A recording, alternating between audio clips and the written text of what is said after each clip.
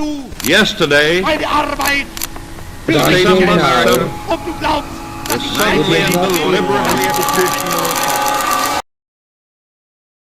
Ladies and gentlemen, permit me, please, to claim your attention for a moment.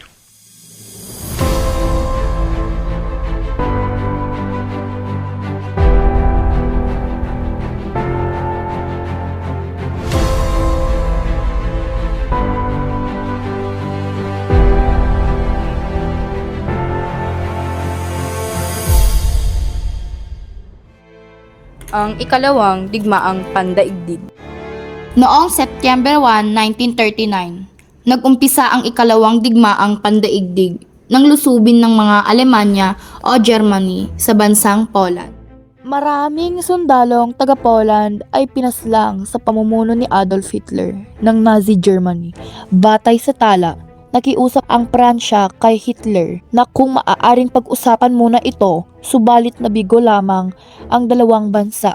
Matapos ang ginawang paglusab at pananakop ng Alemanya at Soviet Union, dito nagsimula ang kaguluhan sa iba't ibang panig ng mundo na pumatay ng milyon-milyong tao. Gamat may mas malakas na kagamitang pandigma ang Pransya, hindi pa rin ito natapatan ang bagsik ng Alemanya dahil sa taktika nitong Blitzkrieg.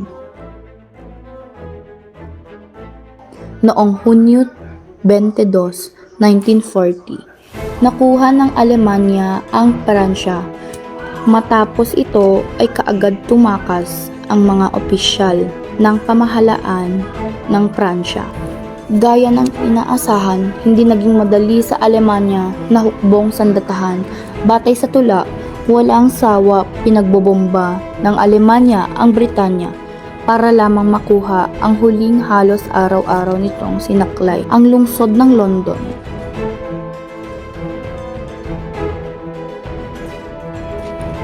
Noong Disyembre 7, 1941, sumiklab ang ikalawang digmaang pandaigdig sa Asya nang bombahin ng mga Hapones ang Pearl Harbor sa Hawaii sa pamumuno ni Almirante Isokuro Yamamoto. Yesterday, December 7th, 1941, a date which will live in infamy. The United States of America was suddenly and deliberately attacked by naval and air forces of the Empire of Japan. At ito ang naging hudyat ng ikalawang pandaigdig Digmaang sa Asya. Batay sa tala, mahigit 2,800 na sundalong Amerikano namatay. Dahil dito, noong Disyembre 8, 1941, agarang nagdeklara ng pakikidigma ang Estados Unidos kasama ang pagsuporta ng Britanya na nagdeklara rin ng pakikidigma laban sa Hapon. Tinakot ng mga Hapon ang lakas at kapangyarihan dahil sa pamamahala noong taong 1941. Isinagawa nila ito dahil ang kanilang layunin ay makilala sila sa iba't ibang panig ng mundo. Sa proseso nito, sinakop nila ng unti-unti ang Timog Silangang Asya. Noong 1944 ay hindi nagdalawang isip na salukuyin ang puwersa ng Alemanya at Hapones na nagpahina sa dalawang mananakop na bansa.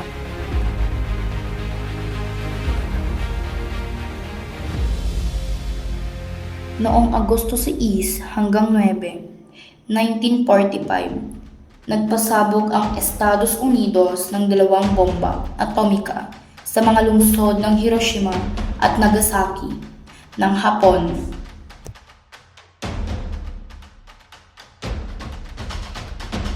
Noong ikadalawa ng Setyembre 1945 ay lumagda ng pamahalaang Hapones sa isang kasunduang walang pasubaling pagsuko nito.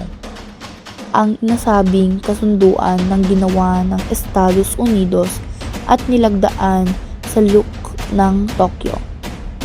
Ito ang naging hudyat ng pagkatapos ng ikalawang digmaang pandaigdig.